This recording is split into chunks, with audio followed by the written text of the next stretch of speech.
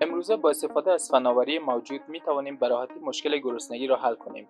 یکی از نمونه‌های قابل توجه مزارع عمودی است. تفاوت اصلی مزارع عمودی و تأسیسات گلخانه‌ای سنتی این است که امکان رشد در سطوح مختلف و در یک محیط داخلی کاملا کنترل شده را فراهم می‌کند. چندین فناوری در مزارع عمومی استفاده می‌شود. هیدروپونیک، رشد گیاهان در یک محیط مصنوعی بدون خاک. ایروپونیک، رشد در یک محیط هوایی بدون خاک. اکواپونیک، فناوری ترکیبی از هیدروپونیک و آبزی پرورش ماهی.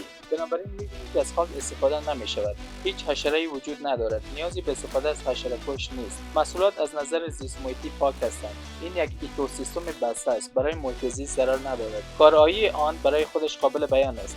مزرعه عمودی میرای در ژاپن یکی از بزرگترین مزارع شهری روی کره زمین است.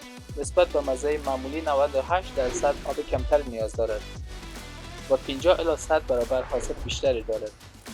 یک مزرعه آمریکایی به نام ایروفارمز تا 26 بار خرمن در سال حاصل می‌دهد و 390 برابر بیشتر از کشاورزی دشتی در هر متر مربع غذا تولید می‌کند.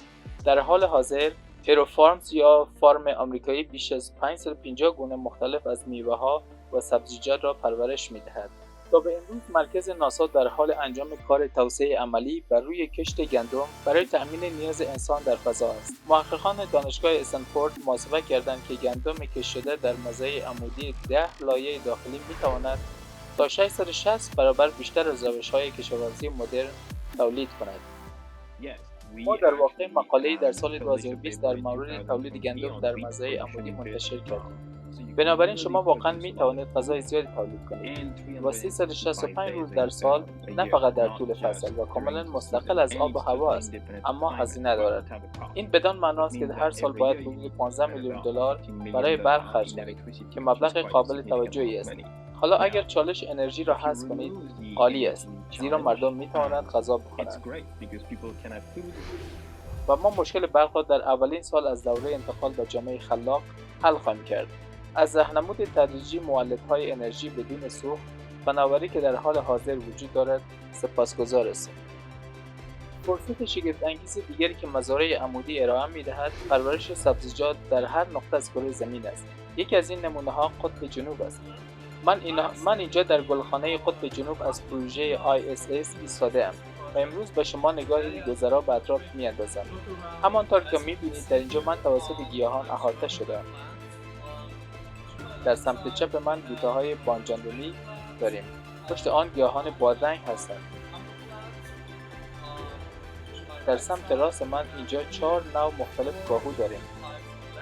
بنابراین ما می‌بینیم که مزارع عمودی به شدت در حال گسترش امکانات ما در تولید مواد غذایی هستند، اما این دور از حد است. امروزه پروژه‌هایی برای اکوسیستم کاملی در حال توسعه هستند که نه تنها میوه‌ها و سبزیجات، بلکه حتی پرورش ماهی و مرغ را نیز می‌توانند پرورش دهند. معمار فرانسوی پیر سارتو یک مزرعه عمودی با عملکردهای ترکیبی را پیشنهاد کرده است. تور ویوانته، برج زندگی که در آن مسکن مزارع، امکانات تفریحی، رستوران‌ها و مغازه‌ها می‌توانند قرار گیرند. مفهوم تور ویوانته برج به منظور ترکیب کردن تولید هیدروپونیک و مسکن در یک محیط شهری است. مزرعه هرمی 30 طبقه‌ای که توسط دیکسون دسپومیر طراحی شده است، یک اکوسیستم کشاورزی حلقه بسته است که در آن تقریباً تمام عناصر فرآیند کشاورزی از جمله آب و مواد مغذی دوباره در گردش هستند. تنها از 5% فضای یک مزرعه سنتی استفاده می‌کند. یکی از این مزرعه‌ها طیف گسترده‌ای از میوه‌ها و سبزیجات، ماهی و مرغ تولید می‌کند و سالانه به حدود 50,000 نفر غذا می‌دهد.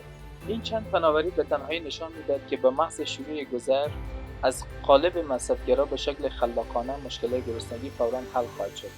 با گرد هم آوردن پتانسیل علمی، بهترین پیشرفت‌ها و منابع فرم‌های زراعتی چند کاره پیوندی در اولین سال از دوره انتقال به جامعه خلاق ساخته می‌شود.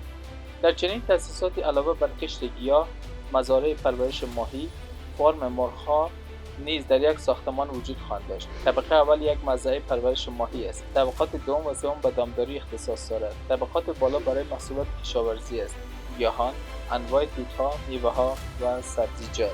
حتی در مناطقی که هیچ چیز رشد نمی‌کند و زمین برای سکونت انسان مناسب نیست، می‌توانیم چنین مزارعی ایجاد کنیم. ما صحرای صحارا را به حاصلخیزترین مناطق روی زمین تبدیل خواهیم کرد. محصولات تازه بدون تصفیه شیمیایی یا حشره‌کش‌ها در هر زمان از سال و در هر نقطه از جهان روی میز شما خواهد بود.